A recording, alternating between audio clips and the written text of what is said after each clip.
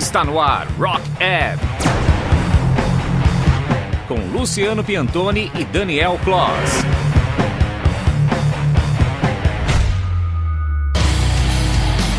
Rock Ed 64 no ar. Aqui Luciano Piantoni, direto de São Paulo e lá em São José dos Campos. Daniel Kloss. E aí, meu amigo, tudo bem, cara? E aí, tudo beleza? Tudo, E aí, filmes como é e que tá as coisas? Cara, o panorama não mudou muito não, né? Mas continuamos firmes e fortes, né? O compromisso Mas o que do rock. interessa é que o rock e o metal continua rolando forte aí pra gente. Pois e hoje, é. né, mais do que nunca, um programa super especial que a gente vai falar já dele. Yes, não, com certeza, cara, que a gente fala. Não importa a condição de quarentena, com ou sem quarentena, o Rock Ed semanalmente está aqui firme e forte no ar, trazendo Sim. muito rock, metal, notícia, cara, sempre os convidados muito feras. E, cara, que importante, hein? Todas as nossas lives continuam firmes e fortes toda quarta, todo sábado lá no Instagram. Só convidado fera, hein, meu amigo? Com certeza, e nesse sabadão, inclusive, a gente tem aí o grande Marcelo Vasco, o artista aí por trás de muitas capas aí do Slayer, Creator, Soulfly, Dimmu Borgir, nasce um monte, cara, um monte, melhor nem falar. Tanta coisa, a gente vai esquecer, melhor falar que é o cara do Slayer. Até porque no sabadão, né, agora, esses dias nos próximos aí, ele vai falar pra caramba disso, nossa super live legal. E, cara, a gente teve vários convidados massa, né, cara, tivemos aí, cara, Eloy Casagrande. Não vou nem também citar, porque todo mundo sabe, então se liga nas nossas redes sociais, no Instagram, a gente tá sempre divulgando, no Facebook. Com certeza. Semana passada foi o Rick Fogaça, né, a gente não comentou ainda, mas assim, foi o Rick Fogaça, foi bem bacana. Aí na quarta teve o Gui Calegari do Venomous. E assim vai, cara. E quarta-feira que vem tem mais, depois do sabadão, a gente vai anunciar. Fica ligado nas redes aí, fica ligado no nosso Instagram, inclusive no Telegram, que é muito importante, e que de vez em quando rola até uns pitacos da galera para entrevista, que foi o caso da Pri Amaral aí, do episódio 62, que respondeu perguntas do pessoal do Telegram, né, cara? Então, fica ligado lá, participa do nosso grupo do Telegram, chama Rock Ed Friends, que é muito bacana. Exatamente, ó. A gente tá sempre trazendo novidades lá no Rock Ed Friends. Cara, e é um grupo diferente daquele da sua família mala. É muito mais legal. A galera não fica enchendo o saco. O pessoal troca muita ideia, traz coisas novas. É muito fera. Então, Rock Ed Friends lá no Telegram. E isso hoje, é muito legal, cara. Então, e antes tem que falar que semana passada a gente teve uma grande lenda do metal nacional, né, cara? O Is, batera do Chacal. Foi muito bacana, uma puta entrevista. O programa tá bem legal. E assim como hoje, né, cara? Que também continua para aqueles lados de Belo Horizonte, como você já viu aí. Hoje a gente vai ter um programa histórico, cara, assim como o anterior, né, cara? Como eu disse, também é um programa histórico, mais uma lenda do metal aí, Geraldo Minelli ou Gerald Incubus. Ou então, para os mais próximos, mais chegados, o GG, baixista do Sarcófago, lenda do metal extremo mundial. Sensacional, hein, galera? É isso mesmo, cara. Grande GG, Geraldo Minelli do Sarcófago aqui no Rock Ed. Puta, Sarcófago, banda icônica, né? Não precisa nem falar muito, mas durante o programa vocês vão ouvir essa entrevista sensacional do GG aqui no Sarcófago. Cara, então vamos aproveitar, obviamente, vamos fechar esse bloco com um som do Sarcófago. Cara, pode ser o Satanic Lust, pode ser? Demorou.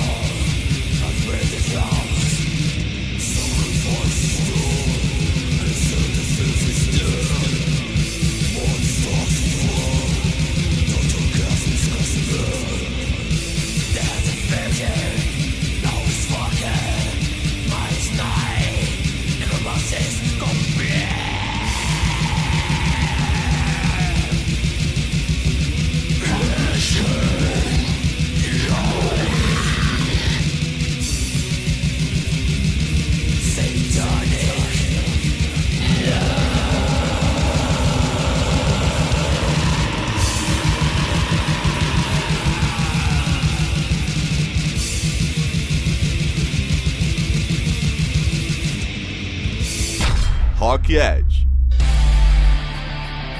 Então esse foi o grande Sarcófago com Satanic Lust, do primeirão da banda Indie. E já já, então, você vai conferir esse papo aí com o baixista e fundador Geraldo Minelli, o GG. É isso aí.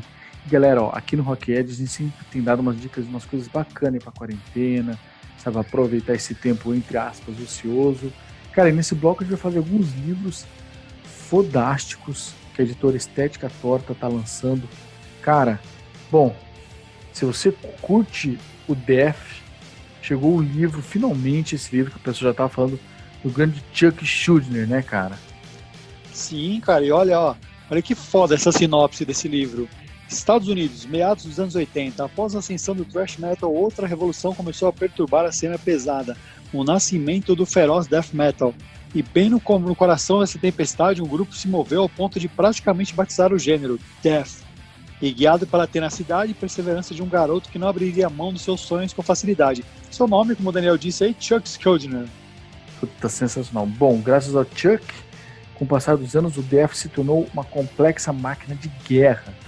Longe dos estereótipos e clichês da corrente musical que a banda ajudou a criar, eles levaram a própria ideia de heavy metal a um nível superior que poucos ousaram tocar, traçando os eventos mais importantes da vida e carreira de Chuck, extraindo detalhes daqueles que o conheciam de perto e examinando todos os seus álbuns do ponto de vista musical e lírico, hein? Olha que foda.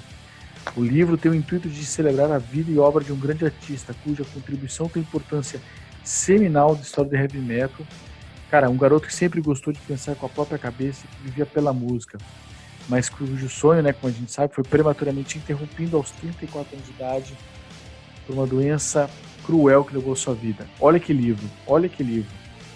Com certeza, ó, livro sensacional mesmo, capa dura, 260 páginas, brutal isso aí, cara. Entra lá no site da editora Estética Torta ou até mesmo pelo Facebook deles e confira. Death by Metal, a história de Chuck Schuldiner. E do Death, né, cara, do autor Rino Disse. Puta, que livraço, capa dura, 260 páginas. Se liguem, galera, não percam aí, já tá na página da Estética Torta. E, cara, ainda nessa linha do metal extremo, cara, vamos falar de Lord of Chaos, cara. Você lembra, né, Luciano, daquele livro do meio? Foi tema dos nossos primeiros, se não o primeiro, foi do primeiro episódio. Acho que foi o segundo, primeiro ou segundo, não, uma coisa assim. Acho que foi o primeiro, cara, Que legal. A editora Estética Torta tá lançando o livro agora, Lord of Chaos. Cara, imagina que foda. Você imagina que normalmente, né, livro tem mais riqueza de informação ainda do que um filme. Então você imagina como vai ser esse livro. Com certeza, cara. E ó, essa edição nacional do livro Lords of Chaos aí será limitada a 666 cópias. Olha que brisa. Pois é, numeradas aí então bonitinho. E livro com capa dura, acabamento especial de luxo. Todas as cópias acompanharão pôster e marcador de página exclusivo. Comprando durante a pré-venda, você garante um bom desconto aí, ó. Com a editora Estética Torta aí. Atualmente o desconto está entre 25% sobre o preço de capa. Já foi de 30%, agora é 25%, depois 20%, 15%, 10%, 5%, por aí vai. Até acabar. Não marca bobeira não, cara. Garante o seu aí que nessa quarentena é mó legal, sabe, tá se enriquecendo aí de cultura aí, principalmente com as coisas que tem, né, que tem a ver com a gente aí, cara. Muito bacana isso aí, cara. Na página da editora Estética Torta tem tudo isso aí, cara. Não, sensacional, galera. E ó, aproveita essa oportunidade que o pessoal tá fazendo bastante desconto, promoção. Pega esses livros, ajuda a editora, cara, e pega uns livros sensacionais. E, cara, não acabou não, hein? Pra vocês que são fãs do Iron Maiden, pra vocês que são fãs do Iron Maiden como nós, vocês vão curtir esse grande livro que é o The Number of the Beast, um clássico do Iron Maiden. E esse livro, cara, o lançamento não é só um livro, é um livro e camiseta. O autor... Olha que louco! O autor... Puta, que nome difícil. Stepan Juras esmiuça todos os detalhes, segredos e curiosidades. Acho que é uma das obras mais importantes do heavy metal de todos os tempos, como a gente bem sabe, né? Ele apresenta todo o contexto histórico da época em que o disco foi criado. O autor faz um apanhado bastante detalhado de todo o universo, né, que circuncidava o The Number of the Beast, as influências diretas dos discos, indiretas, as ações do Iron Maiden na época que precedeu e sucedeu este álbum incrível, cara, com dezenas e dezenas de imagens, recorte de jornal, revista, informação, curiosidade das turnês, texto de entrevista, muito mais. Cara, The Number of the Beast é The Number of the Beast, né, cara? Você imagina um livro que te bota na época, cara, isso é muito foda. Pô, eu como admirador, né, dessa fase, com certeza eu vou falar com esse pessoal da editora aí, cara. Pelo menos eu vou tentar um pra gente aí, cara. Não é Com possível. certeza, com certeza. Não é não, cara? Porque olha que livro sensacional, cara. E esse tá em pré-venda, hein, cara. Então, juntamente com o livro, a editora Estética Torte lança essa camiseta, né? Como o Daniel falou aí. A espetacular ilustração na capa do livro. E essa editora está detonando também, né, cara? Parabéns, entra lá no perfil deles. Estética Torta e confira o que eles têm aí no catálogo. Tem muita coisa bacana, inclusive você já pegou o livro do Jill, né? Sim, tô com o biografia do Jill, cara. Muito foda. Pois é. Então, e agora vai ter esse do Iron Maiden. Tem o Iron Maiden pra crianças também, né, cara? Olha que legal. Cara, muito louco. Então, bom, enfim, vai lá, Estética Torta, tem essas 3 dicas aí bem legais aí pra vocês aí. O livro do Mayhem, o livro do Chuck Schuldiner e agora esse do Iron Maiden, hein, falando do universo que né, em volta aí do The Number of the Beast. E ó, como hoje tem sarcófago na área, vamos de mais som então dos caras, cara. O que você acha? Pô, vamos lá, com certeza. O que vai rolar aí? Demorou. O que o Léo vai colocar vamos pra iniciar. gente? Então, o Léo vai rolar pra gente agora então aí um trechinho de Nightmare, versão DP Rotting.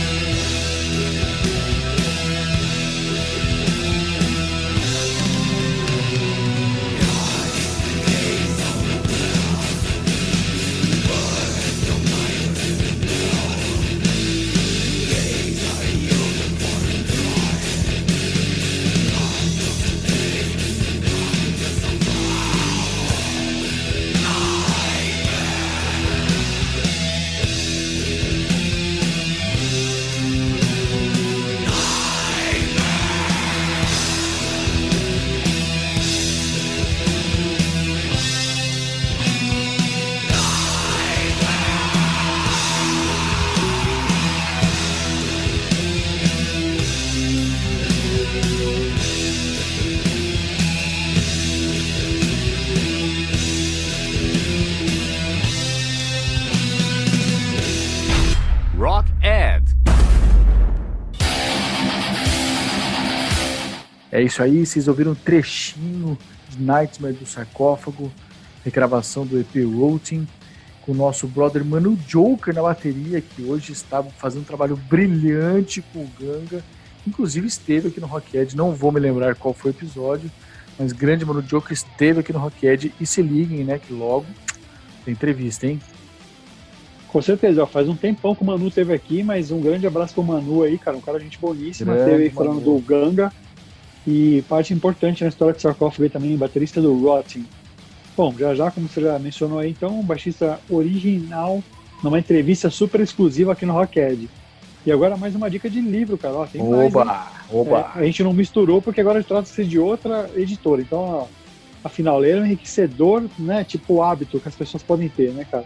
Sim. E a editora Belas Letras também é outra que tem feito um trabalho bem legal, cara, com essa coisa do rock, né? Sim. A gente já falou da biografia do Ace Frehley, já falou também do Flea, do Red Hot Chili Peppers, e agora eles anunciaram o lançamento do Nick Six, Diários da Heroína, cara. Excelente registro do grande líder do Motley Crue. Cara, você imagina esse livro. Cara, o músico, né, o Nick Six, que viu a morte de perto, deu uma segunda chance e sobreviveu. E agora, né, vai contar a história dele como dependente químico e a volta por cima que vem inspirando o mundo, né?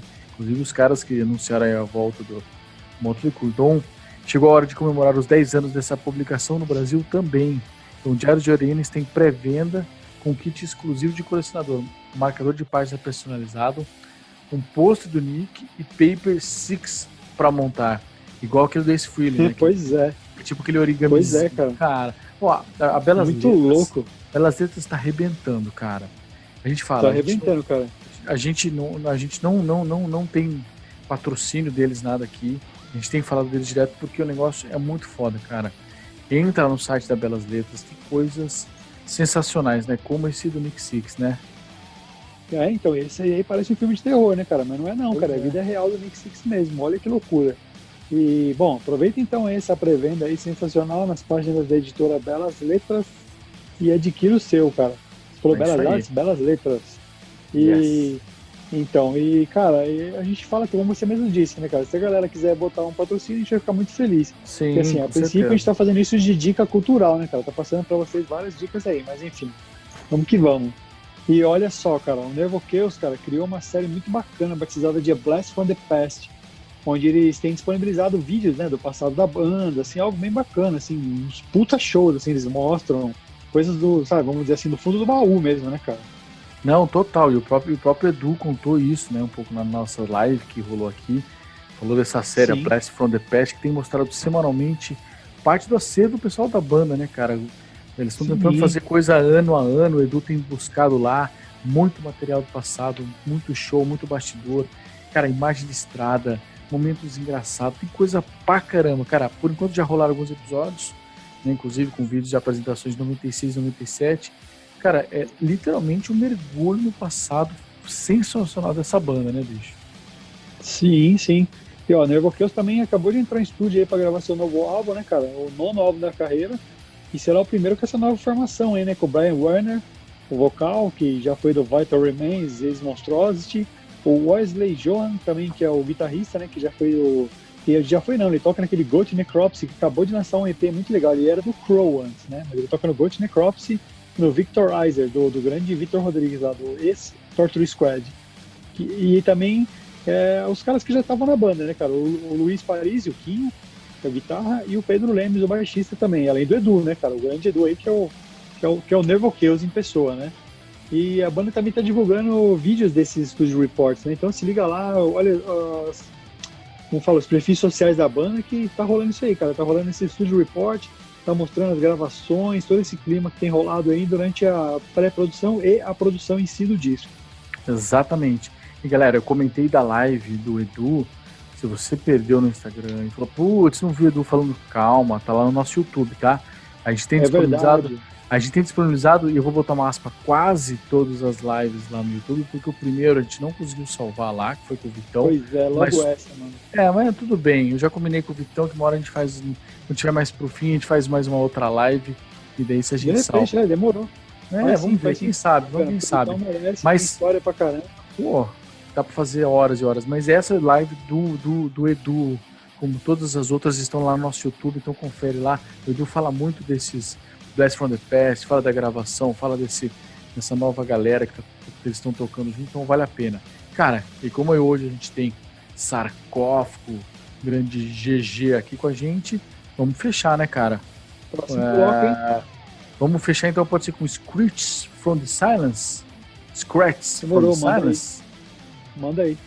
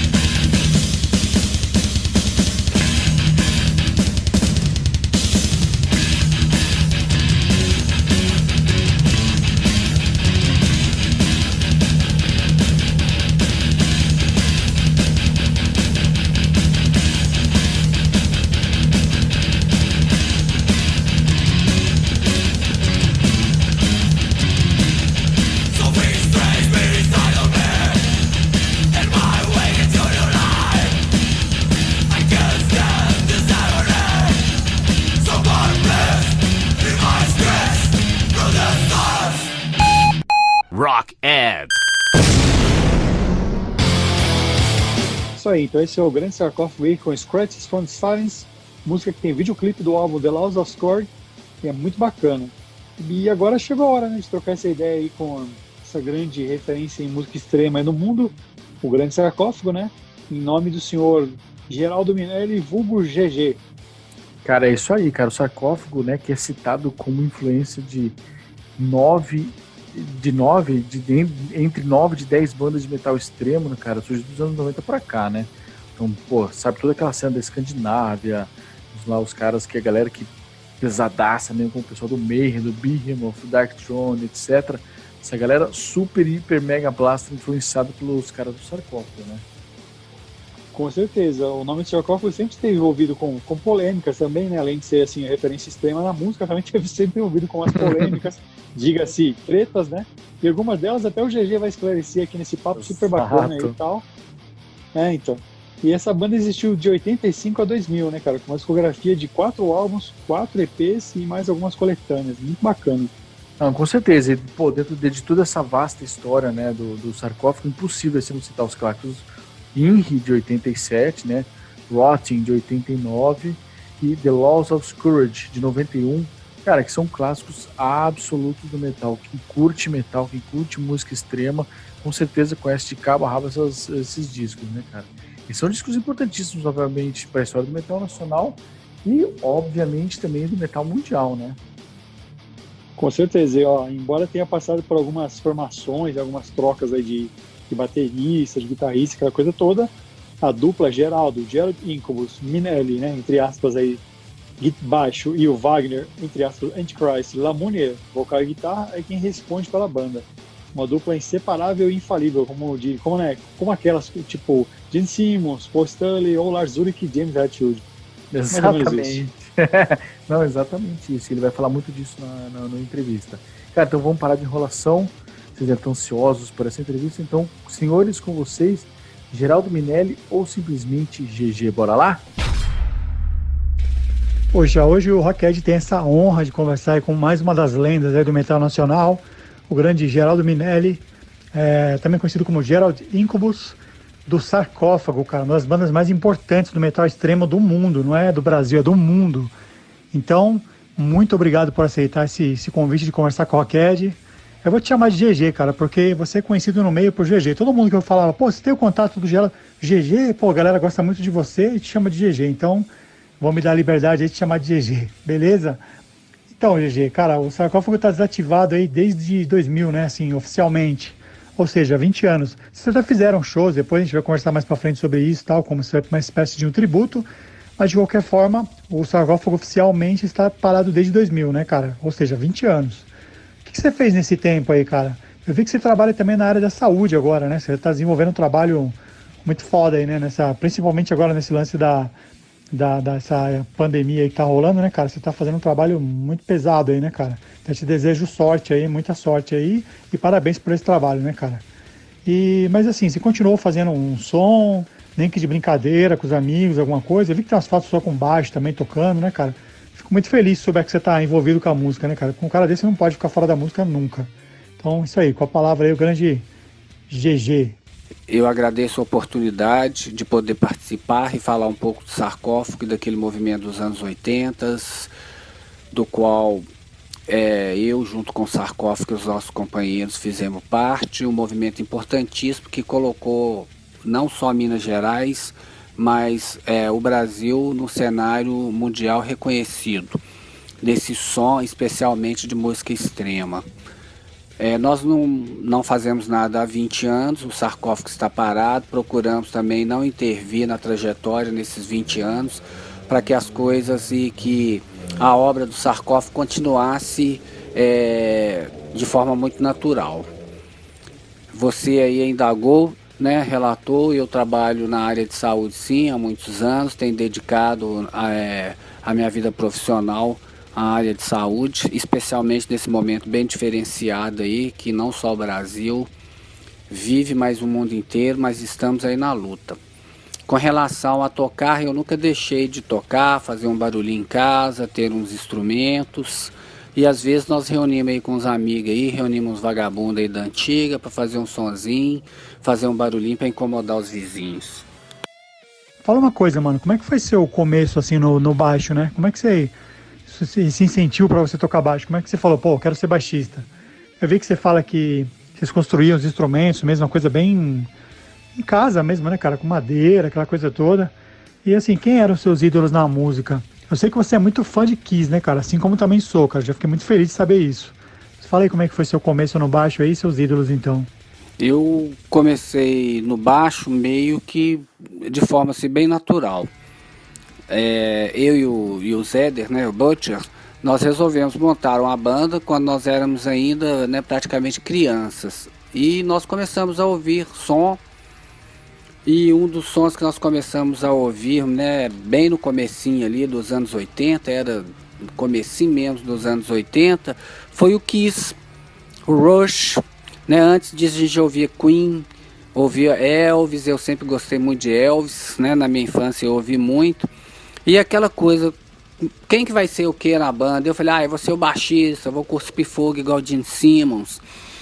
O Zé, não, eu quero ser guitarrista, vou ser igual o Paul Stanley. E foi mais assim um negócio de instinto bem natural. Né? E naquela ocasião, né, obter instrumentos era assim, muito difícil. Eu e o Zéder, né, compramos madeira, cortamos e construímos um baixo, construímos guitarra, construímos bateria com peça de fanfarra, daquela charanga, daqueles negócios que tinha lá no Mineirão, lá tipo a charanga do Galo, que a gente sempre ia no Mineirão, e foi assim que as coisas começaram a desenvolver. Eu tenho alguns ídolos assim, como baixista eu gosto muito do baixista do AC/DC, do Van Halen. Eu acho que são baixistas muito assim, que tocam muito simples, mas que seguram a banda.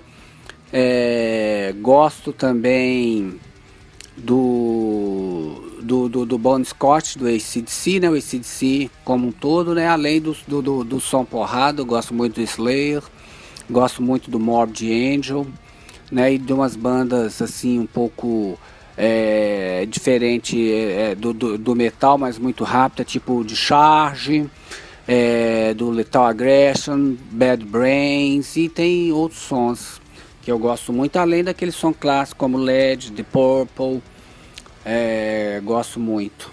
E o Sarcófago, ele é uma das bandas mais cultuadas do metal extremo mundial, né, cara? Aquela cena black metal da Noruega, por exemplo, veneram o Sarcófago. E entre outras bandas do estilo, seja do death metal, seja do black metal, até do thrash. Gente como o Nergal do Behemoth, o Mike Wakefeldt do Opeth, o David Vincent do Morbid Angel, entre outros, né? Muita gente. A galera fala que ama o Sarcófago. Você costuma ser procurado por essa galera? Você tem orgulho disso? Há muitos anos eu não tenho estado, né, dentro do cenário do movimento diretamente, então não tenho participado muito, não tenho correspondido com revista, com todo tipo de mídia que tem, né, veiculado. Mas eu não tenho contato com nenhuma dessas pessoas. Eu conheci o David Vincent porque tocamos junto, né, a gente, o Morbid Angel. Os demais eu não os conheço. A satisfação, claro que é enorme, né, porque aquele sonho, né, de montar uma banda, ser a banda mais porrada e poder gravar um disco, e agora ainda ver que muitas bandas, né, que muitos membros, né, e personalidades, né, da música extrema que estão espalhados pelo mundo, né, gostam muito do Sarcófago e vê uma importância muito grande, né? É de muita satisfação. É olhar para trás e perceber que valeu a pena, né, todo o esforço. E fala uma coisa, GG, você mantém contato ainda com o Wagner, cara? Vocês são amigos e tal? E com os outros integrantes, ex-integrantes, né? Você tem contato ainda? Tem uma amizade com os caras? Embora nós nos encontremos pouco, pelas opções e as opções profissionais que nos colocaram, né, em cidades diferentes, morando em cidades diferentes, mas nós somos muito amigos. Em especial, eu, o Zéder e o Dudu, né, nós somos amigos de infância, né, nos conhecemos ainda criança, e é uma amizade que eu tenho certeza que vai perdurar aí para o resto da vida. Assim como também o Wagner, que eu conheci depois, né, um cara assim super bacana, que no Sarcófago nós trabalhamos mais tempo juntos, né, conseguimos dar continuidade nós dois, depois que os irmãos Zéder e Dudu deixaram a banda. Aí veio o Manu, que também eu encontro pouco, mas também nunca deixou de ser um amigo. Ele tá lá no Triângulo Mineiro. Eu fico assim muito satisfeito que a banda dele tem dado certo, né? O Ganga, por sinal uma banda muito boa. E o Jasco, né, que tá lá em São Paulo, né, que eu encontrei ele aí, deve ter mais ou menos uns 8 anos atrás, mas que é um cara também do bem, que eu vejo também que tá ativo aí na carreira profissional. E com relação a membro, ex-membro, eu não acho que o Sarcófago tem ex-membros, né? Todos são membros do Sarcófago, que não estamos mais, né, atuando no Sarcófago. Deixamos o Sarcófago só com os trabalhos registrados. Bom, você foi o único parceiro do Wagner em todos os álbuns, né, cara? É membro fundador, desde então com o cara ali lado a lado e tal. Eu queria que você falasse como é que era trabalhar com ele e como que eram as composições. Se elas eram divididas entre vocês, se você chegava, apresentava as músicas, as composições e até mesmo letras. Saber quem que cuidava dessa parte, né? Eu e o Butcher, né, nós fomos os fundadores da banda. Depois veio o Dudu, o irmão do Butcher, do Zéder. E em seguida veio o Wagner, mas antes disso nós tivemos uns vocalistas ali que ficaram muito pouco tempo, que a gente ainda não tinha conseguido acertar no vocal. Como você sabe, o Wagner era do Sepultura, era ele, o Massi e o Igor. Logo depois que ele saiu do Sepultura, imediatamente nós o chamamos e o convidamos para vir para o Sarcófago, que deu muito certo. Na coletânea Warfare e no disco o Inri, né, o Wagner fazia as letras, eu e o Butcher nós fazíamos as músicas. Depois no Rotting o Wagner começou a tocar guitarra e ele compôs a maioria das músicas, eu colaborei. A Sex, Drinks and Marrow eu levei a música toda pronta, ele colocou as letras e em alguns momentos, né, nos outros discos, eu participei com letras e composições, eu sempre tive na ativa junto com o Wagner. À medida que o Wagner foi se aprimorando mais na guitarra, nos álbuns próximos, né, depois veio o Delaus, que o Fábio teve uma participação também muito assídua, assim também como no Rotting, o Manu também, ele colaborou muito, não na composição direta, mas nos arranjos das músicas, em colocar a bateria em cima das coisas que nós tínhamos. E a mesma coisa aconteceu com o Lúcio Oliver no The Laws of Scourge, e o Fábio e o Wagner atuando intensamente, né, compondo os riffs. Eu trabalhei muito no The Laws também compondo alguns riffs.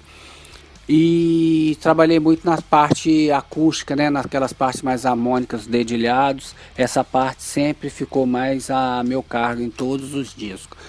Por eu já há algum tempo, né, ter uma habilidade melhor, né, tocando o violão, então aquelas partes ficaram sempre comigo, naquelas composições que tem aquelas partes. Mas era assim, era um trabalho que mesmo a pessoa chegando com a música praticamente pronta, todos nós tínhamos liberdade de opinar e de mexer na música para que ela tomasse uma cara bem Sarcófago mesmo, mas era tudo muito tranquilo nesse sentido. Em 2006, você, o Manu Henriques, né, cara, que agora é do Ganga, o Fábio Jasco, que tá fazendo um projeto tocando o Laws of Scourge e o EP também, vocês fizeram alguns shows, né, cara, inclusive fora do Brasil aí com uma espécie de tributo, né? Você pensa em repetir isso? E fala uma coisa, cara, na época parece que até rolou um mal-estar entre o Wagner, é real isso ou foi invenção da mídia isso? Que falaram que ele não tinha autorizado, que fizeram sem o consentimento dele, aquela coisa toda. Foi uma coisa de boa ou teve realmente algum atrito? Em 2006, né, nós fizemos sim alguns shows. Começou essa ideia comemorando o aniversário da Cogumelo, que a cada 5, 10 anos, é sempre de praxe a Cogumelo fazer um show comemorando. E eu sentado com o João, falei que eu queria tocar, que a gente podia fazer alguma coisa. Ele falou assim, arruma, né, o pessoal aí e toca. Aí eu chamei algumas pessoas, o primeiro que eu chamei foi o Tibanha, né, o Juarez, do Cirroses, que é amigaço do Wagner lá de Uberlândia, meu também. E ele foi fazendo os contatos, chamou o Manu, o Fábio não participou, né, desse primeiro, e umas pessoas aqui de BH que que queriam, né, que sempre gostaram do Sarcófago e queriam tocar. E fomos convidados para fazer mais alguns shows. Eles apelidaram de Tributo e foi assim. E queriam fazer mais shows e algumas pessoas, né, que queriam, né, aproveitar, né, da imagem do sarcófago, né, do sarcófago em si, e falaram que o sarcófago ia voltar, que estava participando, que estava, né, compondo a banda, falando que não era o tributo, era o sarcófago, e isso causou um mal-estar sim com Wagner. Mas não com relação à minha pessoa, mas com relação à situação toda. Mas eu e o Wagner conversamos, ele entendeu que houve uma série de equívocos com relação a isso, tanto que nós interrompemos ali, tocamos só, me parece que 4 shows. Bom, tão logo saiu o Warfare Noise, né, que foi um trabalho importantíssimo, aquele split com as bandas Sarcófago, Chacal, Mutilator e Holocausto. Pouco tempo depois vocês estavam lançando aí o primeirão, né, cara, o Winry, disco de estreia do Sarcófago. Cara, é um disco, assim, que eu considero atual pra caramba. Você escuta ele hoje, parece que foi feito, sei lá, ontem, não tem aquela coisa datada, então, mesmo com mais de 30 anos depois que foi lançado e tal. E é um dos discos mais extremos do metal mundial, né? Quais são suas lembranças durante a composição e gravação do Winry, cara? Queria que você falasse um pouquinho aí de como era gravar. Eu vi numa entrevista recente aí que você fala que, eu lembro perfeitamente de como foi gravar esse Warfare Noise, gravar o Winry. Queria que você falasse um pouco dessas lembranças, cara. Até uma coisa que o povo adoraria ouvir você falar, entendeu? Contar um pouco essa coisa mágica que tinha naquela época, nos anos 80. Falando da Warfare Noise, foram gravações assim muito duras pela a inexperiência, né, em estar dentro do estúdio, de ser assim músicos muito jovens ainda, né, músicos não, né, projeto de músicos, né, muito jovens, mas era tudo com muita intensidade, né? Tanto que nós saímos de BH, fomos fazer um show no Rio de Janeiro para ganhar o cachê, para comprar mais 2 períodos, para conseguir acabar a gravação, né, do Warfare Noise. Com relação às músicas, eu considero o Winry um disco muito trabalhado. A mídia, né, e as pessoas falam que o disco mais trabalhado do Sarcófago é o The Laws of Scourge. Mas o Winry é muito trabalhado, a diferença é de qualidade de gravação, que até nessa diferença, né, teve uma felicidade muito grande do Winry, né, por soar daquele jeito. Se você pegar cada base de cada música ali, você vai ver a complexidade, né, que tem daquelas músicas ali, né, de ir tocar e que você consegue, né, ouvir assim, né, os sons, né, e as bases direitinho.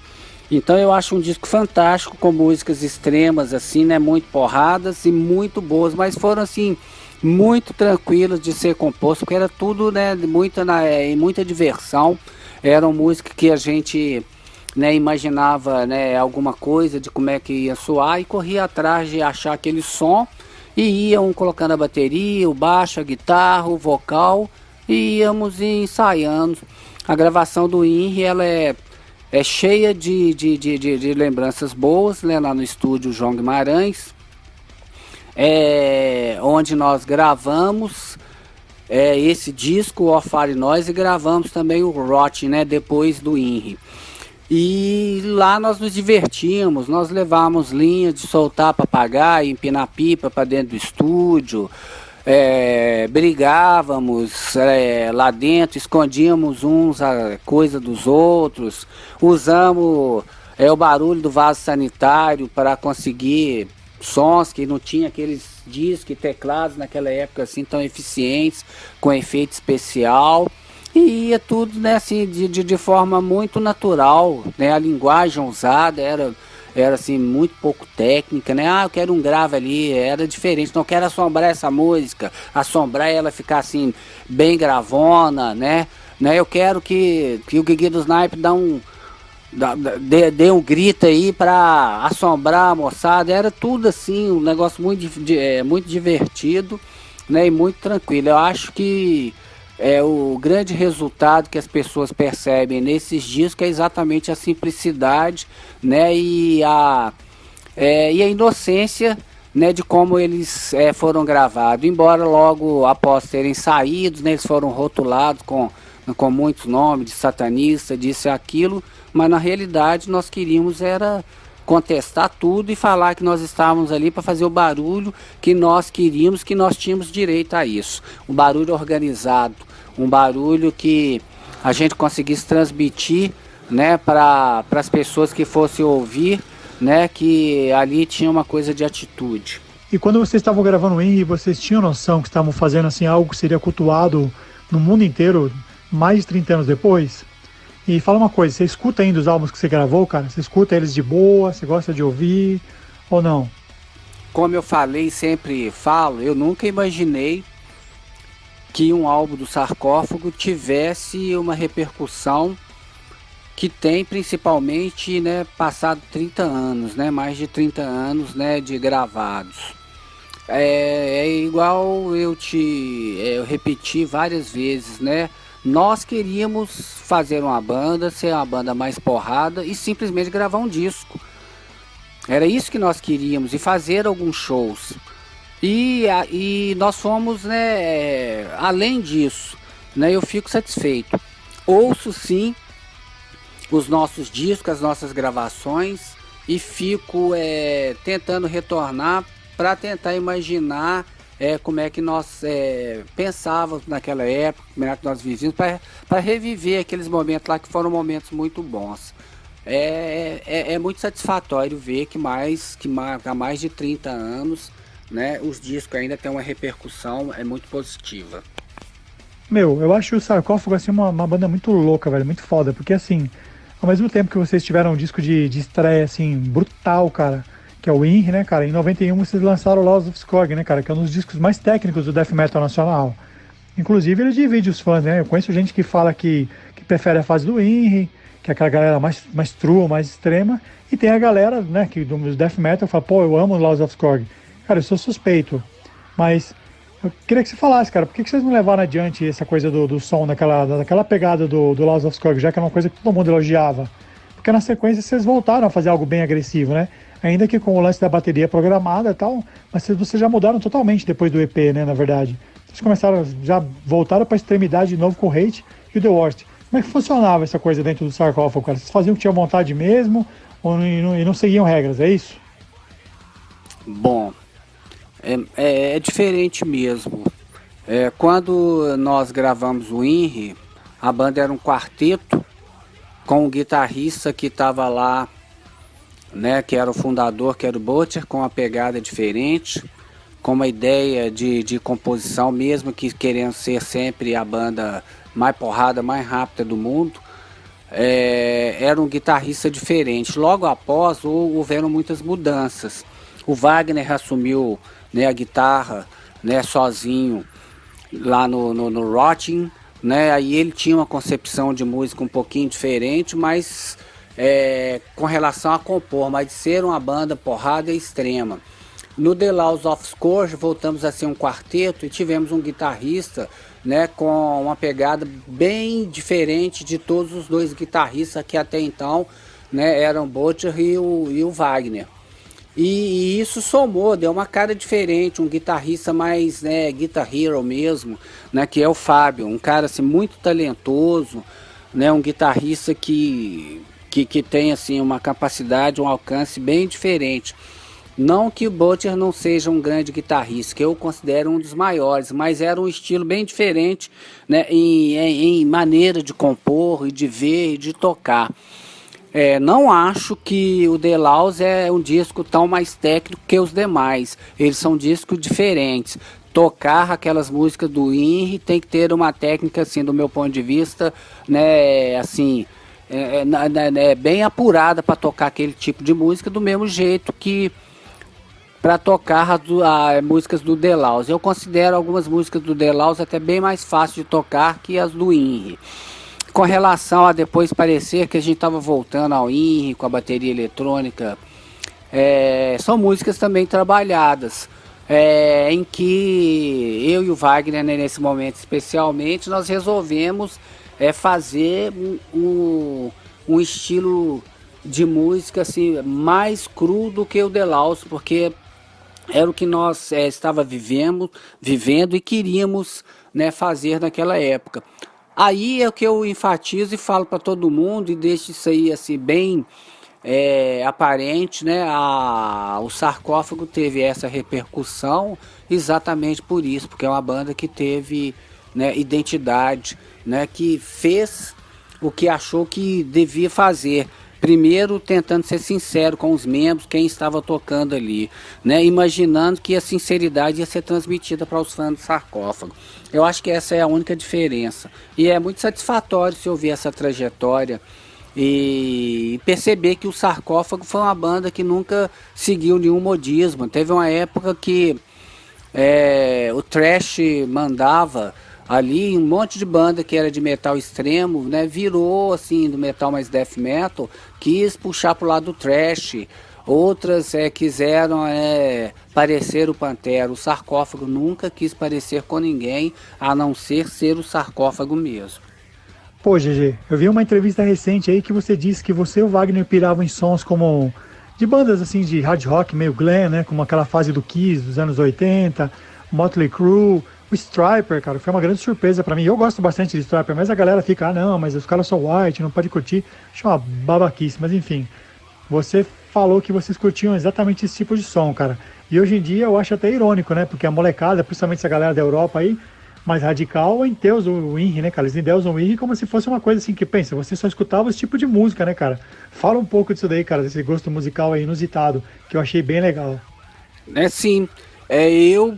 O Wagner, o Zéder, nós sempre gostamos, né, de vários tipos de som dentro do rock, não só do som porrada, mesmo porque naquela época lá, os sons mais porrada estavam surgindo, né? A gente não tinha muito acesso. Igual eu falei, comecei na minha infância ouvindo muito Elvis Presley, aí depois veio Queen, um amigo apresentou The Purple, Led Zeppelin na sequência, já ouvi muito The Who, e gostei muito de Queen, virei Kiss, virei muito fã do Kiss por aquele visual louco, as músicas legais, Rush, já ouvi muito Ted Nugent, e naquela época surgiu o Motley Crue ali nos anos 80 ali, e o Motley Crue era um hard rock, mas que, né, com visual bem pesado, e depois nós conseguimos, começamos a ouvir outros sons, tipo Slayer, Anthrax, Anvil, Destruction, Creator, aquelas bandas que iam surgindo ali. No meio daquela onda glam, tinha ali alguns sons muito interessantes. O Stryper eu sempre achei uma banda bacana, assim, alguns sons bacana, né, pela forma de compor.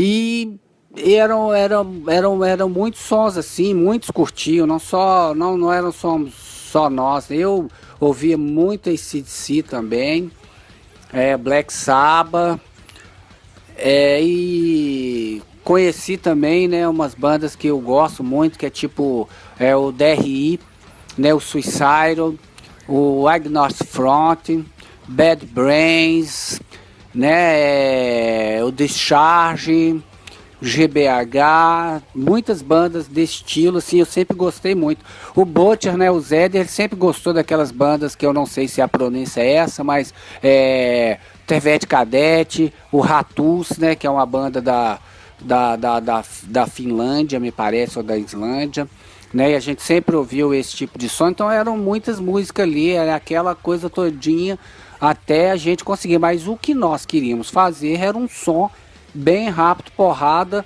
né, suja entre aspas, né, bem diferente para a época. E eu acredito que essa coisa das pessoas imaginarem que a gente só ouve som porrada, eu acho que é uma coisa natural pelo que nós transmitimos através dos nossos discos. É a mesma coisa, eu ouço isso, eu vejo hoje em dia o pessoal falando, o James Hetfield virou um playboy, porque ele aparece de bermudinha, xadrez e não sei o que, mas antes do Metallica ele devia ouvir né, outras músicas de outros estilos, menos porrada que o Metallica, foi conhecendo alguns outros sons e ouvindo outros sons porrada, e assim com todo mundo, né, mas isso é tranquilo, né, e eu penso que as pessoas que gostam do INRI, gostam do Sarcófago, elas têm, né, o direito até de pensar dessa forma, pelo que, né, os discos do Sarcófago eram e como o som era, né, isso aí é uma coisa até assim tranquila e natural. Uma coisa bastante comentada também nos anos 80 era essa briga, né, cara, entre o Sepultura e o Sarcófago. Mas penso eu que, sei lá, cara, não dá pra levar muito a sério uma coisa de quando vocês tinham 15, 16 anos, né, cara? É super normal isso aí, esses desentendimentos, aquela rivalidade, aquela coisa toda, até porque o Wagner fez parte dos primórdios do Sepultura, né? E eu imagino até que fosse uma coisa assim, mais uma lenda, na verdade, uma coisa que criaram, assim, né, pra existir essa treta entre as bandas que talvez nem existisse, não sei, pelo menos eu penso assim. Mas que existia uma rivalidade, sim. E 30 anos depois, cara, você tem contato com algum deles, cara? Tem amizade com alguém de Sepultura? Ou encontrou os caras depois nesse meio tempo aí, mais de 30 anos?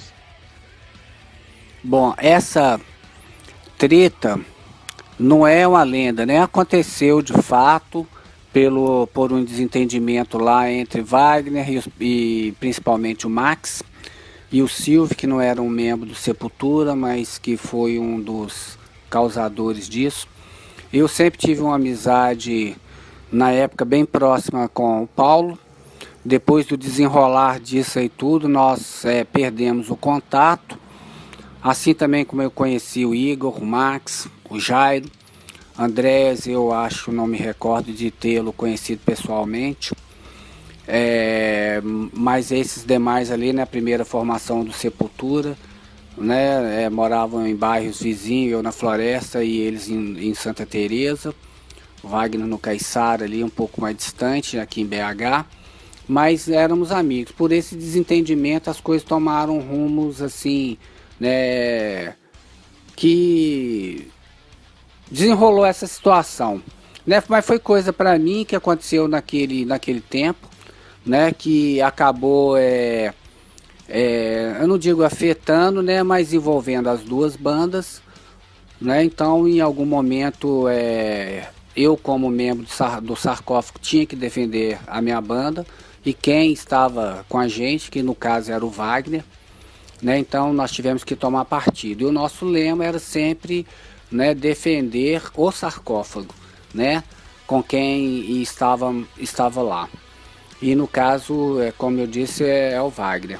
E tiveram assim, muitos fatores externos, igual o fato de o pessoal do Ratos de Porão vir para BH e ficar amiga aí do pessoal do Sepultura e passar a não gostar da gente por causa, aí assim, sem nem nos conhecer. Mas nós sempre, né, nos defendemos. Inclusive quando o João Gordo e o João entraram lá no camarim do DRI, né, no nosso camarim, no show com o DRI, né, para partir para cima. Nós também partimos para cima e sempre nos defendemos. E existiram assim, alguns momentos muito chatos, que nós éramos parados na rua, porque o Max tinha falado que eu era isso, que o Wagner era aquilo, e uns babaca que vinham tomar as dores deles, e a gente sempre revidava, né? Mas isso foi coisa que aconteceram alguns anos atrás. Eu não,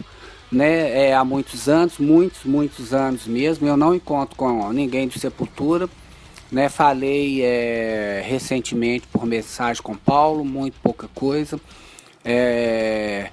Uma pessoa que eu conheci, né, há muitos anos atrás, não tenho contato quase nenhum há mais de décadas, né? Mas para mim é muito tranquilo. Eu acho que o desenrolar da história foi mostrando, né, quem é quem, o comportamento, né, das pessoas, e isso faz parte, né? Fez parte, não afetou a minha vida em nada agora, naquela época. O que eu queria era divertir, tocar e ir para frente. Agora, a rivalidade como música eu nunca tive, de que o som era melhor do que o Sarcófago, que o Sarcófago é melhor do que o som deles. A rivalidade era entre pessoas mesmo, porque cada um tem um estilo de som, né, e há pessoas que gostam mais do som do Sepulturas, outras mais do Sarcófago, né? E muitas que gostam das duas bandas. Isso aí é bem tranquilo. Acho que cada banda aí tem o seu mérito, também tem a sua parcela de culpa aí nessa trajetória toda. E acabou que, de uma certa forma, essa rivalidade entre Assa, por causa dessa coisa, trouxe benefícios e malefícios para as duas bandas, né? Porque é motivo de mídia até hoje. E outra treta bastante comentada também foi com o João Gordo, né, cara? Diz que a treta começou quando o Gordo levou uma surra em Belo Horizonte, né? E depois teve uma revanche aqui em São Paulo, quando vocês abriram pro DRI, né, cara? Em São Paulo, tal, no projeto SP. Como é que foi isso? Inclusive, foi a única vez que eu vi o Sarcófago ao vivo cara, na abertura pro DRI. Embora os estilos fossem bem diferentes, foi bem bacana, assim, ter essa oportunidade de ver o Sarcófago tocando numa estrutura bem bacana no comecinho dos anos 90 aqui em São Paulo. Né, teve sim. Teve uma época, logo no comecinho ali, quando começou a surgir todo, que o movimento começou a ficar, assim, bem interessante, bem quente, né, e as bandas começaram a aparecer. O Gordo ficou, igual eu disse na pergunta anterior, ele teve em BH, e ele sempre foi uma pessoa assim meio, né, folgada, né, que ele mesmo fala isso. Então ele saía lá de São Paulo, entrava na loja, na Cogumelo, empurrando todo mundo, e, né, tinha um comportamento assim meio assim de muita falta de educação, que era o estilão dele. Não que ele seja uma pessoa, até acredito que ele deve ser uma pessoa muito assim boa, batalhadora, que está aí também na história, né? Mas naquela época também era a mesma coisa da gente. Nós éramos, né, jovens, né, novos, né, adolescentes, que queríamos nos impor de qualquer forma. Ele, numa infelicidade lá na Savassi, em BH, um bairro lá, estávamos todo mundo, ele mexeu com um dos nossos amigos, né, que era um menino bem franzino, né, que estava com o moicano. Ele saiu empurrando, o menino falou para um amigo dele, o amigo, né, dessa pessoa lá da época lá, que era o Marichê, foi lá e tomou as dores do Marichê, que era um lutador de boxe, encheu a cara dele. Que não houve interferência do Sarcófago com relação a isso, tá? Isso aí foi mais ele mexendo com um outro pessoal. O que houve de fato é que nós estávamos em um show em BH, e que o Ratos de Porão estava tocando, né? E um público mandou água ou cuspiu lá, e Max, ou não sei quem, ou se foi ele mesmo, chegou e falou que foi o Wagner que cuspiu. E em seguida, né, um tempo depois, nós fomos para São Paulo para tocar, fazer aquele show com o DRI, e ele falou que invadiu o camarim e que o pau ia quebrar, e aconteceu isso mesmo, né? Então houve isso, né? Houve prejuízo para os dois lados, inclusive para o DRI, mas nós sempre estivemos apostos lá e caímos na porrada mesmo, mas foi isso mesmo. Assim como aquela pergunta que eu falo, né, da diversidade de som dentro da banda, né, cara? O Sarcófago é uma banda que possui uma discografia bem variada, né? Então, assim, um disco se difere bastante um do outro, né? Nunca tem uma coisa assim que você escuta e fala, pô, isso aqui parece com continuidade. Não, não parece muito. É legal isso. E, assim, queria que você falasse qual é o seu preferido e por quê? O Sarcófago é uma banda que tem essa característica mesmo, de tentar se reinventar, né, a cada trabalho gravado. Agora, é muito difícil você perguntar para o pai qual filho que ele prefere. Ainda mais em um país onde nós somos um país muito heterogêneo, é muito comum, né, essa mistura toda. O filho moreninho, mais branquinho, você falar que gosta mais do moreno ou mais do branco. Eu gosto de todos, né, cada um a seu momento, porque cada um tem, né, peculiaridades ali, né, bem direcionadas, e que me remete em momentos, né, daquela época. Eu não tenho um disco assim preferido, né, e nem uma música assim que eu gosto mais, eu gosto menos, porque quando você participa daquilo, cada uma tem um momento específico, né? Mesmo aquelas músicas assim que talvez o público as considerem menos importantes, né? É muito complicado, né? Se eu falasse que o Hate é o disco que eu mais gosto, eu seria injusto com o INRI, porque a repercussão do INRI e a do Delaus, a do Roth, cada um colocou o sarcófago ali, né, no cenário, né, no momento certo, né, e deu sequência à carreira. Eu, assim, com toda sinceridade, não tenho, assim, um disco que eu prefira do sarcófago, não. Eu acho que todos, assim, têm os seus momentos e tem, né, o seu tom especial. Em 2015 foi lançada aquela compilação, né, Die Hard. Isso foi aprovado por vocês? Assim, sei que, né, deve ter sido, claro, porque foi o Cogumelo que lançou, a Grey Haze, a Voice e tal, que fizeram essa parceria. Mas como é que foi o processo de escolha do material que entrar tal? Falaram com vocês diretamente ou já era uma coisa que já estava em posse da gravadora, isso aí? Com relação a essa coletânea, o que acontece? No sarcófago,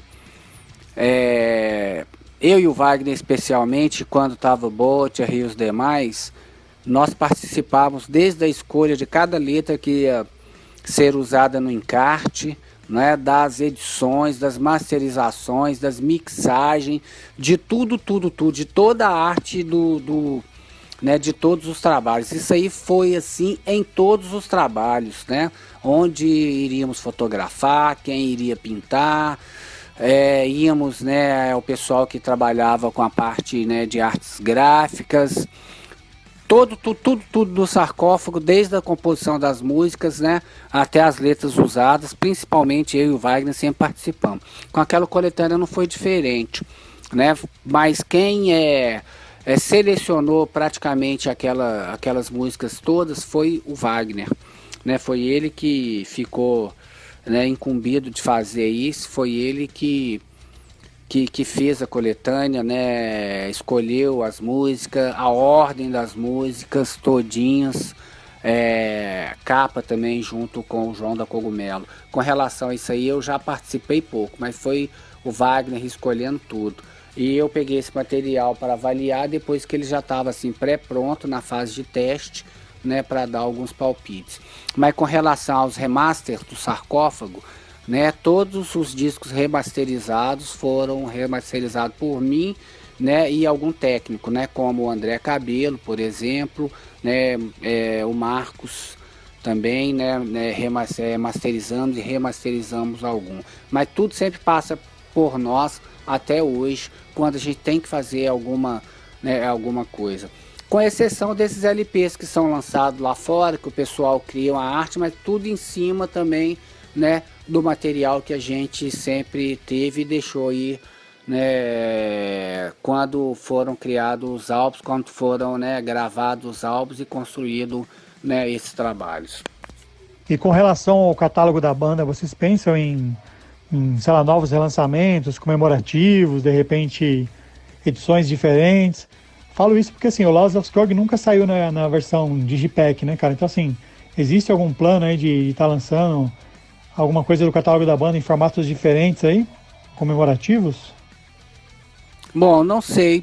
Quando tem alguma coisa desse tipo, o João da gravadora, ele sempre nos procura, né, e fala, né, a ideia que ele tá tendo, né, em falar com relação ao Laws of Skog, que eu me lembro aqui, parece que foi o único que eu não remasterizei, que nós não mexemos nele ainda. Ele está na íntegra do jeito que ele foi composto lá, gravado, né, e masterizado na época lá da gravação. Mas o João sempre nos procura e a gente sempre vê, né, avalia junto com ele e dá as nossas opiniões e tenta fechar esse pacote, né? Com gravadora sempre é possível, porque ela precisa se reinventar à medida que vai saindo formatos novos, forma de comércio novo, né, que interessa, né, aos seguidores da banda. A gravadora faz sim, né? Não há impossibilidade não, eu acho que é até uma possibilidade pela própria readaptação do mercado. Eu tô vendo que tem muita gente solicitando, né, gravação de cassete, né? É uma possibilidade. Eu sei que essa é a pergunta que todo mundo faz para você, tanto quanto pro Wagner, né, cara? Mas assim, existe alguma chance de um dia, nem que seja uma ocasião especial, se subirem no palco e fazerem um show do sarcófago, cara? Existe isso ou não passa mais pela cabeça? Impossível, eu não diria, porque, né, o futuro futuro, né, a gente não consegue prever, mas as possibilidades são assim remotas, bem remotas, né? Pelo rumo, né, que a vida nos deu, pelas nossas escolhas profissionais, pessoais, né? Talvez seja assim meio improvável do Sarcófago um dia subir ao palco para fazer um show ou então para gravar alguma coisa, né? Mas não vou falar que é impossível, né? Mas as possibilidades são bem remotas. Pô, GG, muito, muito obrigado por participar do Rocked, cara. É uma honra enorme tê-lo aqui no nosso podcast. Alguém tão importante no metal nacional, alguém assim, um capítulo tão importante na história do metal nacional, Sarcófago. E te agradeço demais, cara, por participar. Espero um dia poder te encontrar aí pra gente trocar uma ideia, conhecer pessoalmente. Inclusive, eu conheci o Wagner há um tempo atrás aí também. Cara, totalmente o contrário do que falavam do cara, né? Aquelas lendas e tal. Trocamos uma ideia, o cara foi mó firmeza, trocamos muita ideia e tal. E fico feliz de falar contigo, cara. E valeu demais por participar do Rocked. Eu agradeço, né, a oportunidade, né? É importante. É bom bater um papo, falar do Sarcófago, falar de música, falar de som porrada, de barulho, né? Eu me coloco à disposição, né, para o que precisarem e dizer que é muito satisfatório que ainda, né, há muitas pessoas que se interessam, né, pelo Sarcófago, pelas músicas, pela história, né? E gostaria de mandar um abraço aí para todos os fãs do Sarcófago aí ao redor do mundo, além dos nossos companheiros aí, Wagner, Dudu, Zéder, o Fábio, o Manu, que reclama que a gente fala pouco dele, viu, Manu? Um abraço para você, você é um cara muito bacana. E outras pessoas que passaram, né? Em especial é o meu grandíssimo amigo, né, saudosíssimo, Oswaldinho, do Sex Trash, né? O Sex Trash, ele comanda o caos, a moçada toda. Um grande abraço a todos. Rocked, um lugar para os viciados em rock and roll e heavy metal. Bom, é isso aí, cara. Vocês acabaram de ouvir então esse grande papo aí com o Geraldo Minelli, o GG, e eu fico até sem palavras para escrever o que é ter um convidado desse tamanho aqui no Rocked, né, cara? Uma história Cara, dessa, né? Que foda. Para nós todos aqui são importantes, são muito importantes. Cada episódio tem alguém que a gente gosta, alguém muito bacana, com muitas coisas para falar. Só que isso aí é uma história, né, cara? Para quem sabe, para quem acompanha o metal, é raro você ter uma entrevista com o Sarcófago. Pois você não consegue é. fazer uma entrevista, né? Quando você vê uma entrevista com o GG ou com o Wagner, é muito difícil, cara. Então, muito obrigado aí ao GG por trocar essa ideia aí, cara. Você é super simpático, é super gente boa, solícito, né? E gostei muito de falar com ele. Ele tá prometendo vir para São Paulo aí, então logo acaba essa pandemia aí, pra gente se encontrar, trocar uma ideia. Ele mesmo falou, achei muito bacana, ele vai fazer as coisas dele aqui em São Paulo. Vou encontrar o cara pra gente trocar uma ideia, vai ser muito legal. E ó, vou falar uma coisa, hein? Ainda vou convencer o senhor Wagner Lamounier para conversar com o Rocked. Você pode ter certeza. Lembra aquele dia lá? Nem aposta que você vai perder, hein? Igual da última vez você perdeu. Eu não aposto mais. O céu é o limite pro meu amigo Luciano Piantoni e pro Rocked. Cara, e é sensacional. Tomara. Além da gente ter... Além, e principalmente por a gente ter um cara como o GG aqui, cara, falando de uma banda como o Sarcófago.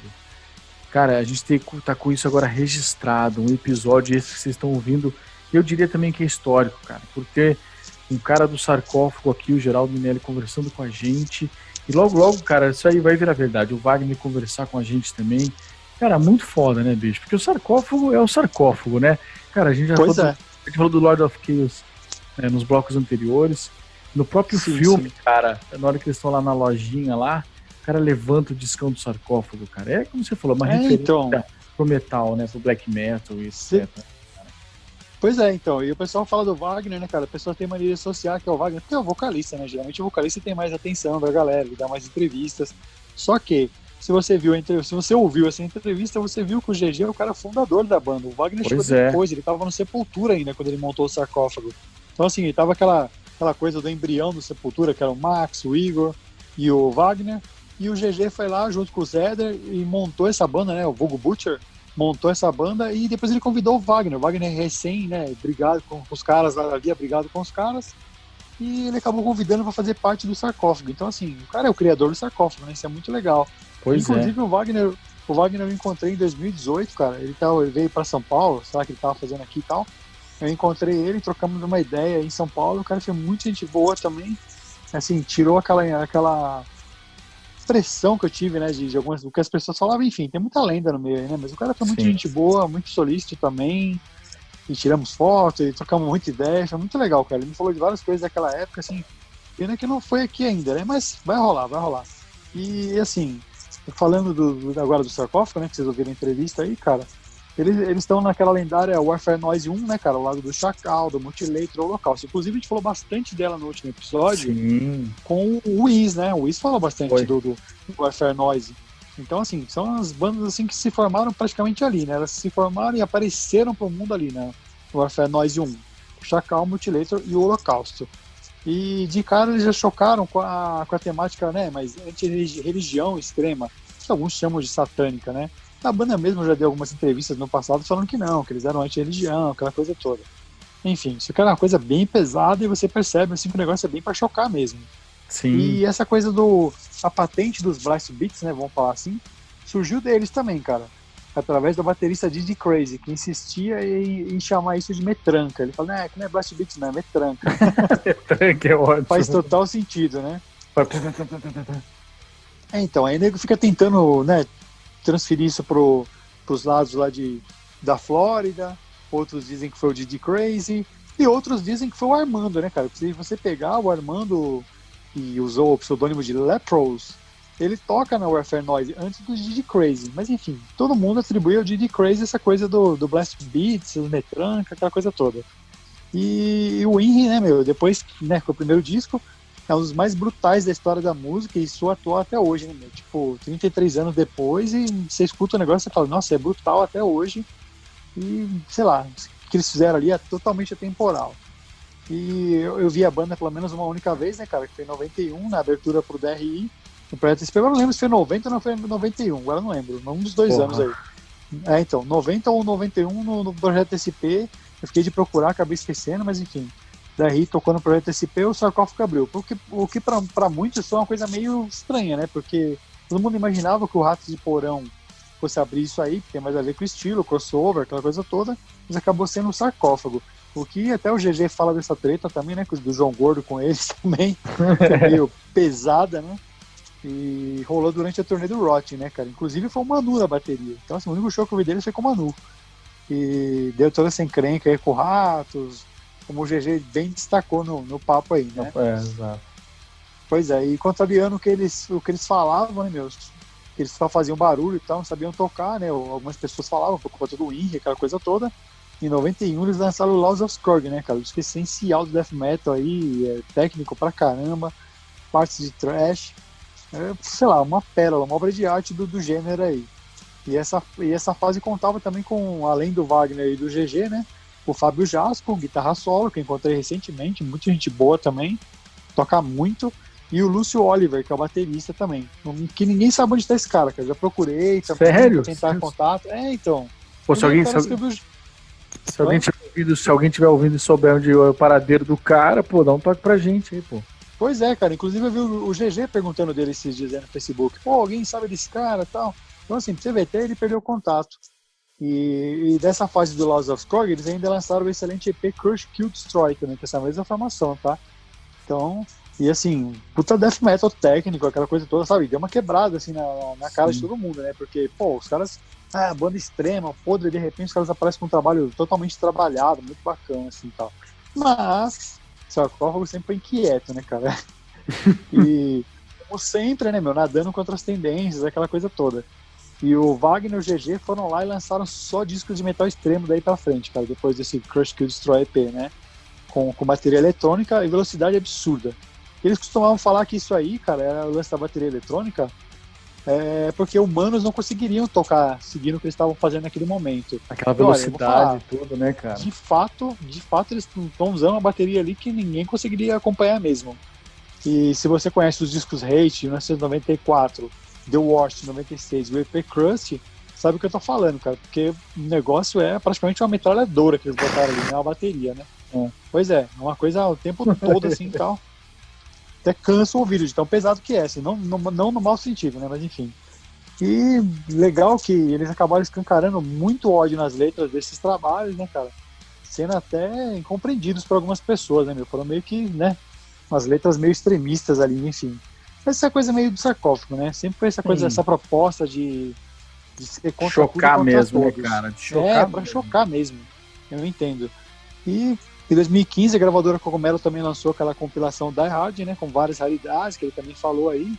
Trabalho gráfico excelente também, sei lá, muito demo, algumas versões diferentes que o pessoal não conhece, tem músicas em Satanic Lust, se não me engano, ou Satanas, não sei, com letras em português ainda, quando eles cantavam em português, ou seja, também ninguém conhecia, né, porque tanto no Warfare Noise quanto no INRI já eram em inglês, né?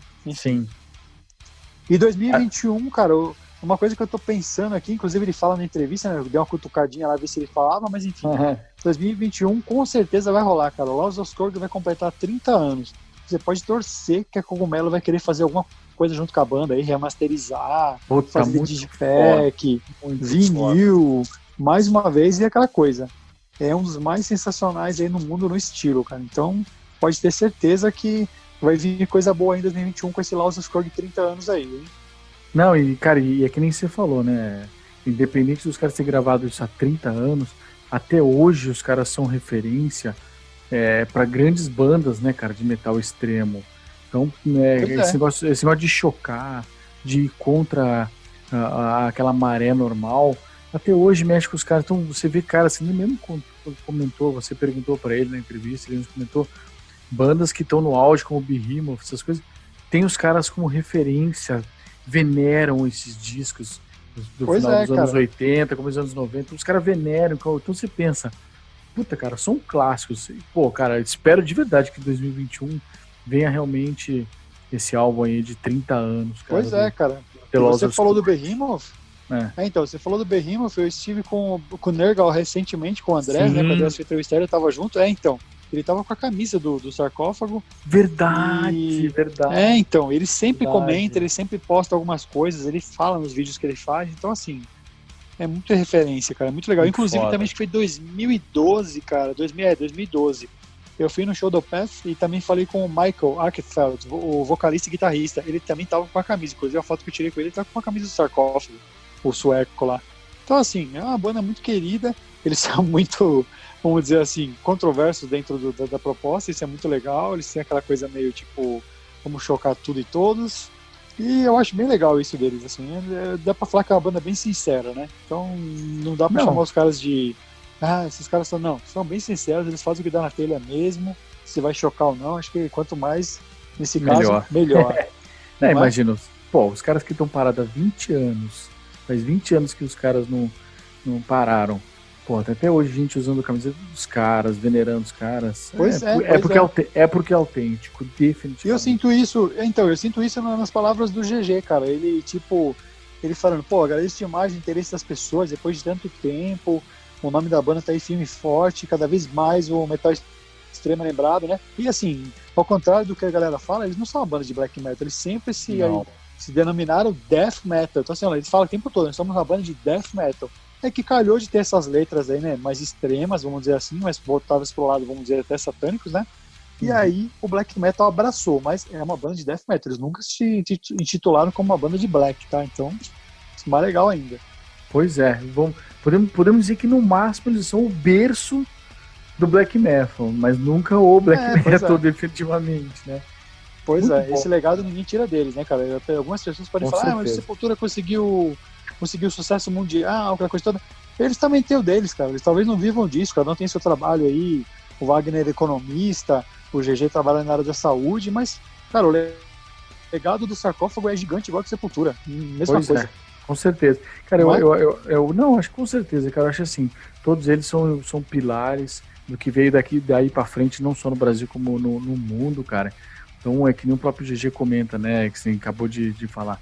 O legado deixado pelo sarcófago, independente do que se produziu depois, ou não de ter parado, isso é inquestionável, eterno, e as pessoas que são do meio e conhecem muito bem música sabem da importância, e por isso essa valorização até hoje do sarcófago, né, cara? Então, puta, com certeza. Vai tudo uma honra essa entrevista do nosso querido GG aqui no Rock É isso aí. Cara, e bom, vamos, né, terminar esse bloco rolando mais um trechinho de sarcófago.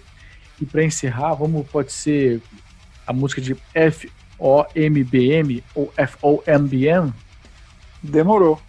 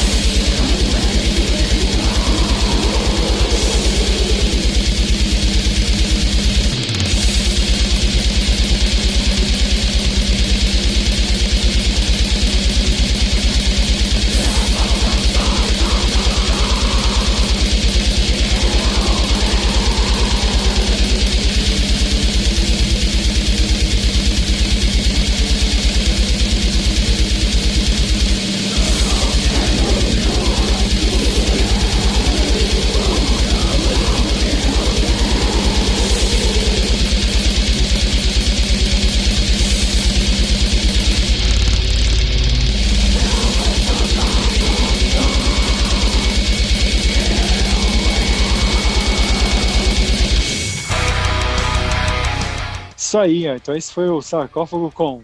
Vou traduzir, tá, a sigla. O nome da música realmente é a sigla. Mas, ó, Fuck Off Melodic Black Metal. Então, assim, imagina, vai ver na letra dessa música. Imagina, vai... que é. Ficou o Black Metal melódico. É. Né, então. Ficou curioso, vai atrás da letra. Pois é, cara, e ó, isso aí é da época das extremidades sonoras, e o, né, que a gente já citou aqui, com a bateria eletrônica, aquela coisa toda, e é do último lançamento do sarcófago Crust, que é o EP de 2000, o último registro deles. Eles iam lançar uma coisa maior, de repente acabou lançando um EPzinho e tal, mas é muito porrada. E quando eles usavam esse lance da bateria eletrônica, a velocidade da luz ao quadrado, né? A velocidade da luz ao quadrado.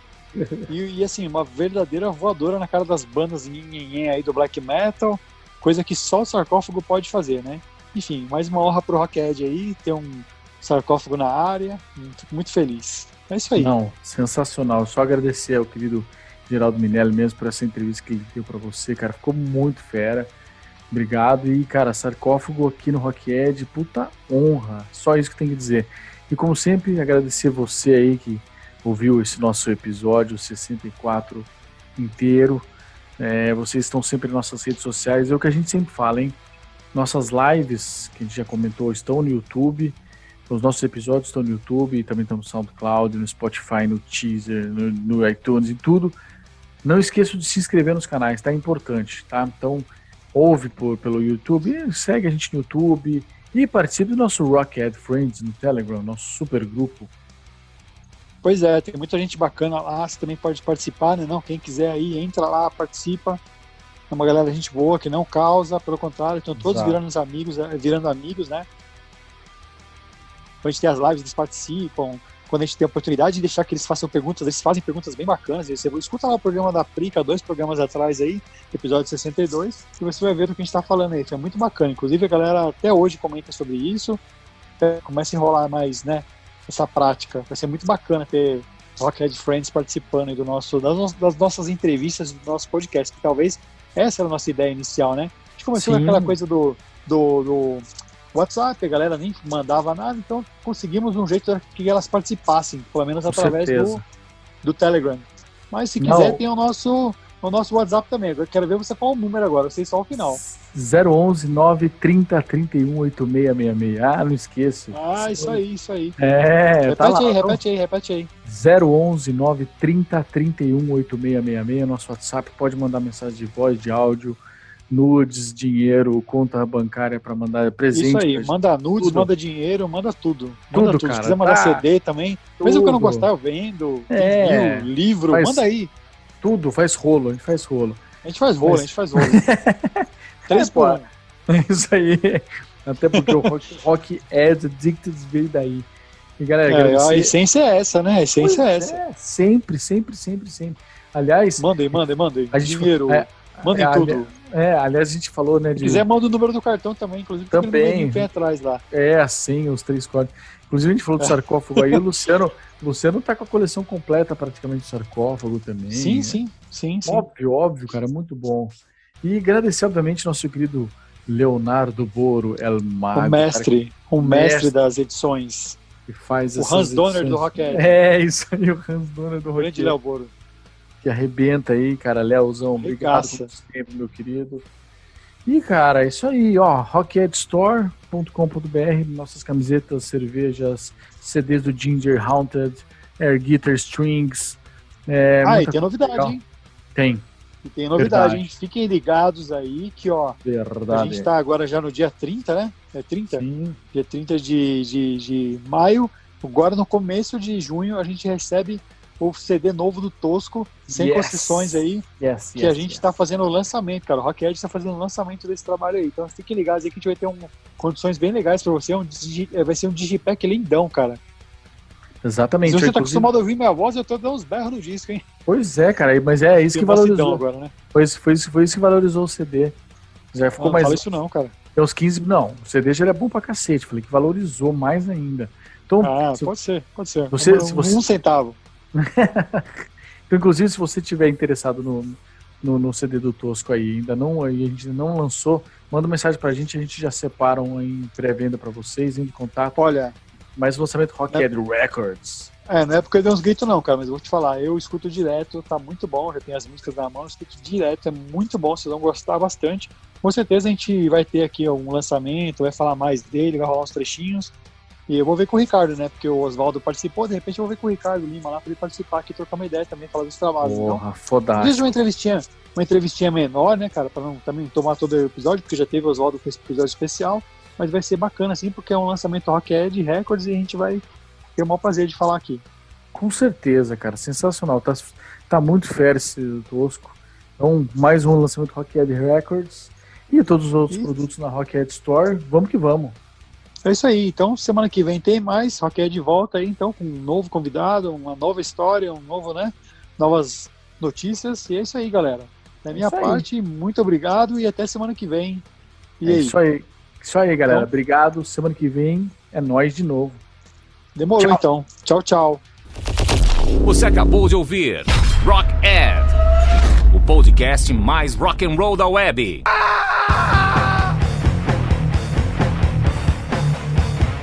Rockhead.